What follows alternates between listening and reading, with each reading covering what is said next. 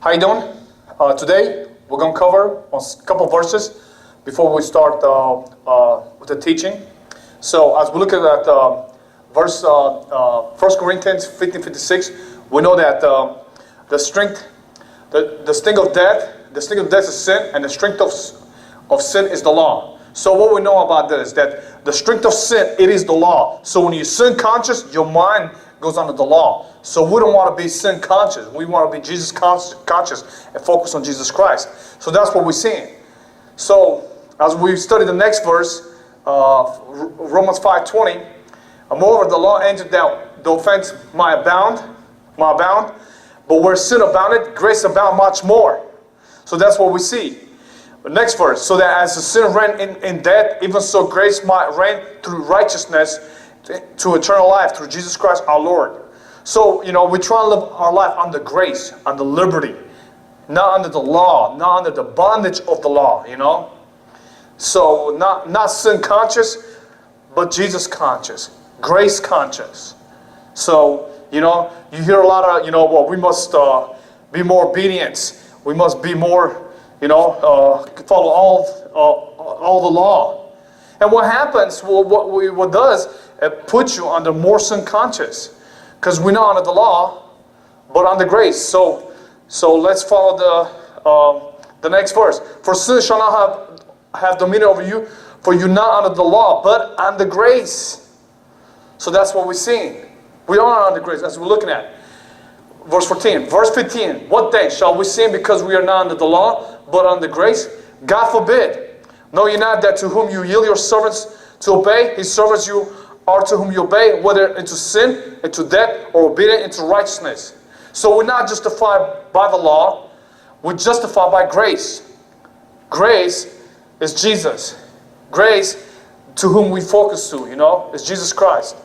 So you see that, even later on in book of Romans, chapter 9, and so forth, and even 7th, when Paul talks about the things that I hate that I do, and the things that I love, those things that I do not do.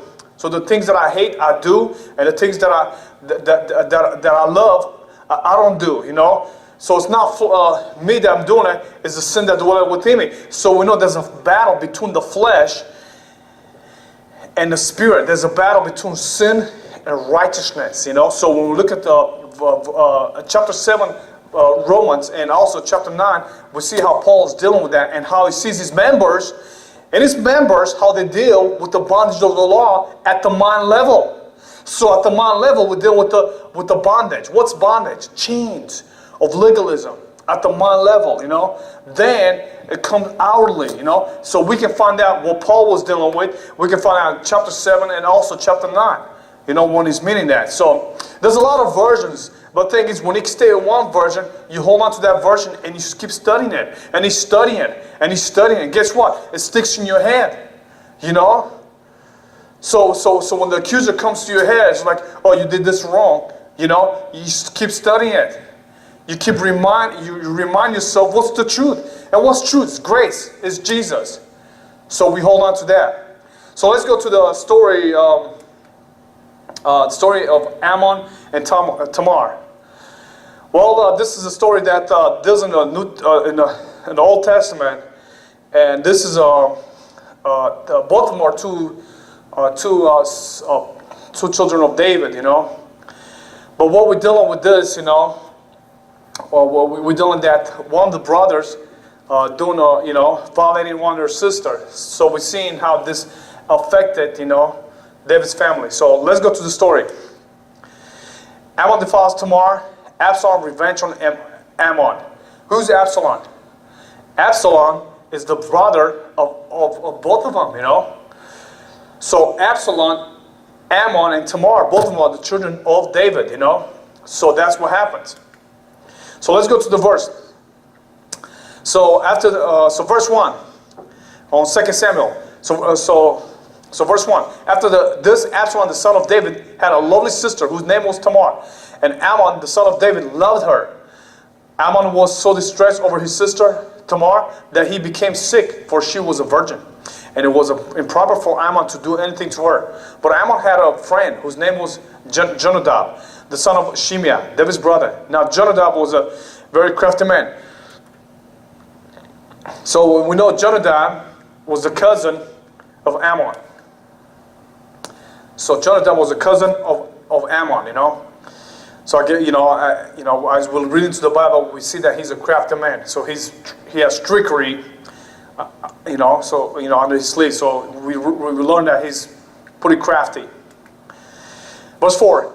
And he said to him, why are you the king's son, becoming thinner day after day? Will you not tell me? Amnon said to him, I love Tamar, my brother, Absalom's sister. So Jonadab said to him, lie down on your bed and pretend to be ill. And when your father comes to see you, say to him, please let my sister Tamar come and give me food, and prepare the food in my sight, that I may see it and eat it from her hand.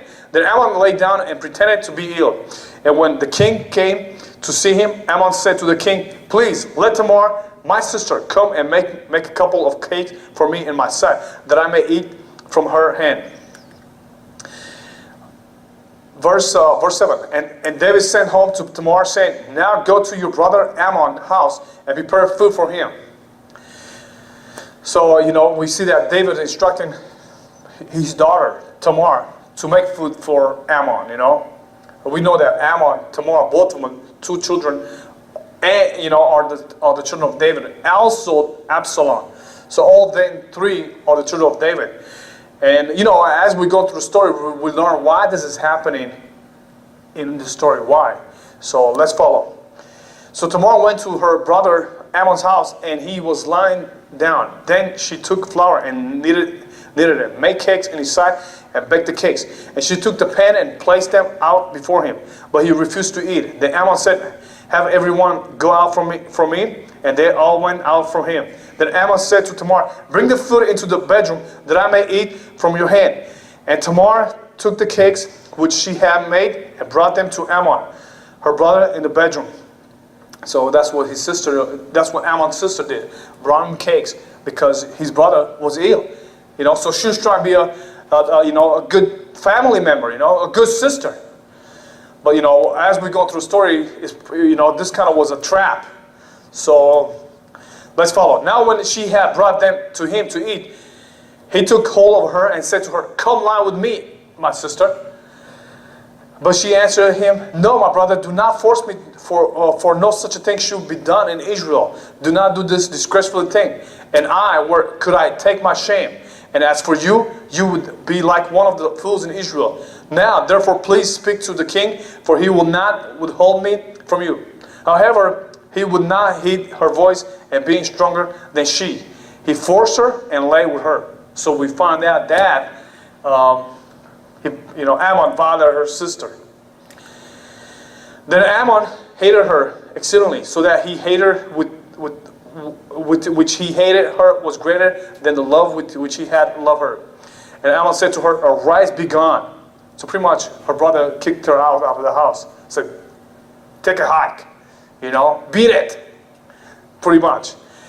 So she said to him, no, indeed, this evil of sending me away is worse than the other that you did to me. But he would not listen to her. Then he called his servants who attended him and said, here, put this woman out away from me, and bolt the door behind her.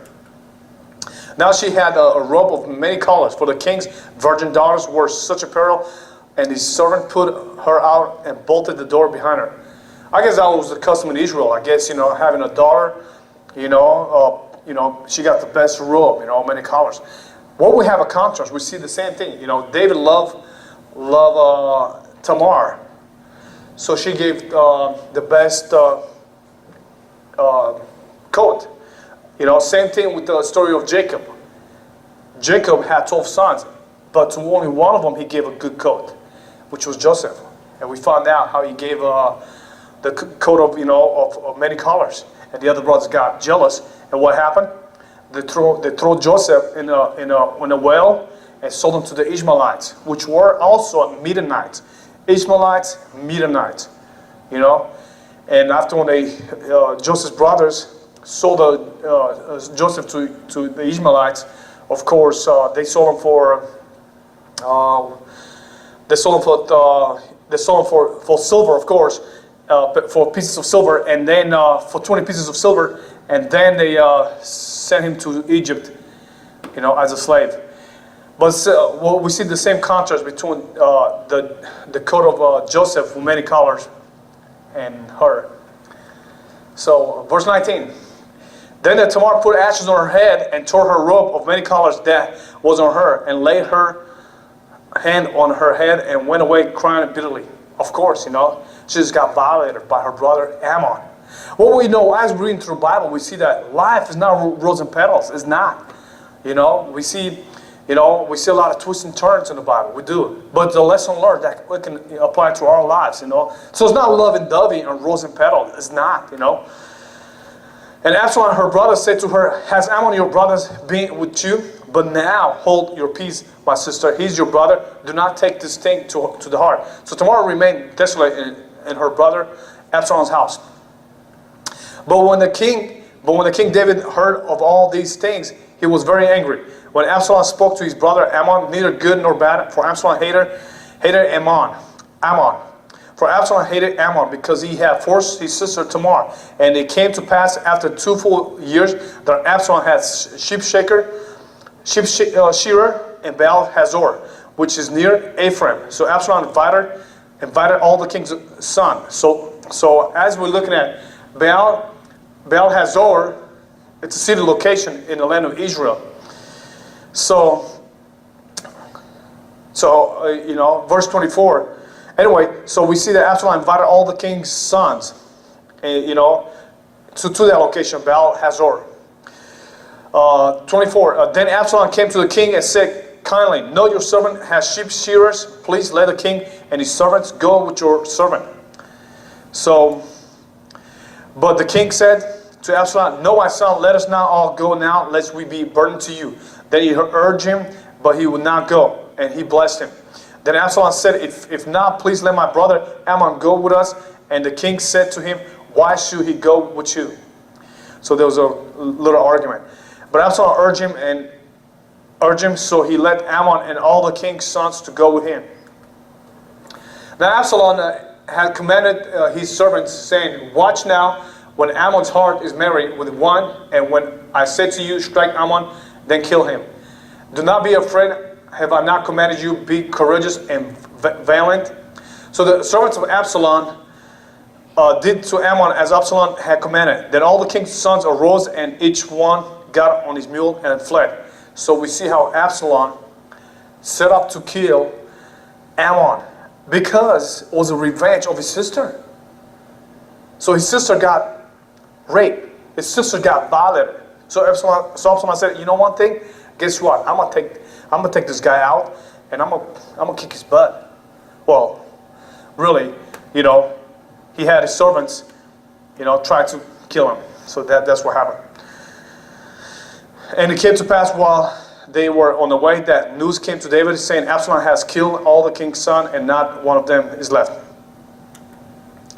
So the king arose and tore his garments and lay on the ground, and all his servants stood by with their clothes torn. Then Jonadab, the son of Shimeah, David's brother, answered and said, "Let not my lord suppose they have killed all the young men, the king's sons, for only Amnon is dead.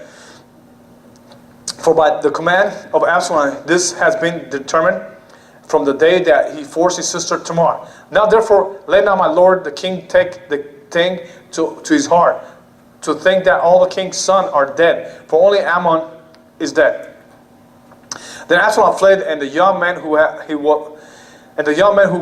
was keeping watch lifted his eyes and looked, and there many people were coming from the road on a hillside behind him.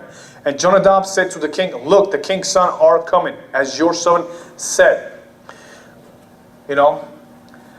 As your servant said, so it is. Verse 36. So it was as soon as he had finished speaking that the king's sons indeed came, and they lifted up their voice and wept. Also the king and all his servants wept very bitterly. But Absalom fled and went to Talmai, the son of Ammihud, king of Geshur. And David mourned for his son every day. So Absalom fled and went to Geshur and was there 3 years. Well, we know where Geshur is at. Geshur is a city location in the land of Syria. So that's where Absalom fled. He fled over there so he can get away from his father David. Absalom killing his brother Amnon because Absalom killing Amnon because Amnon raped his sister. Then after killing him, he runs to Syria. Then he runs away from David. So 39, the king David longed to go to Absalom, for he had been comforted concerning Amnon because he was dead. Man, so beautiful, man. We see so much love of David for his sons. We do. We see that. And we see so much, we see so much family problems, But all this happened, when we look at the story between David and Bathsheba, we see that because David committed adultery, and what happened, he slept with Bathsheba, killed her husband, which was Uriah the Hittite, So and that's what happened. So David committed adultery, killed her husband, Uriah, and because of that, that's when the separation and that's when problems. That's when separation in his family started happening. That's when problems in his family happened. Because he committed adultery. He already had a wife, David, but he committed adultery by marrying Bathsheba and killing Uriah. So because of that incident, the house of David was just problems, in the family, And then later on we see, how we see the fight between, Absalom and so forth, and David and Adonijah and Solomon and the different stories, So, and also, you even down the road, if we fast forward, through the chapters, we see that we have in Rehoboam and Jeroboam between two kingdoms, between two, in Israel, separated. So, anyway, this is the kingdom of Saul and his wars. This kind of give you an idea, this is Dead Sea. This is Sea of Galilee. This is the land of Philistia, Amalek, Edom, Moab, Ammon. This is an ancient map of Israel, during that time. So Amalekites, they come from the line of Esau. Moabites comes from the line of Lot. Edomites comes from the line of Esau. Ammon or Ammonites comes from the line of Lot. So these are main tribal nations that were located in the land of Canaan, trying to afflict the Israelites during that time, during the time of Saul, during the time of David, So you have all these nations that are trying to afflict Israel. So anyway, another map, David's conquest wars. Same thing, Philistia, and this is the land of Syria, and so forth. So we see that, There's another one, David rise to power. And this is another map, gives you an idea. So we see that, okay, this is the map of Israel. So this gives you an idea, Judah and Israel and Philistia. This is what we know, later on, after the kingdom of Solomon, is the country split between north and south, between Israel and Judah, and between Jeroboam and Rehoboam, how the Israel split it, and because all this happened, with David's family.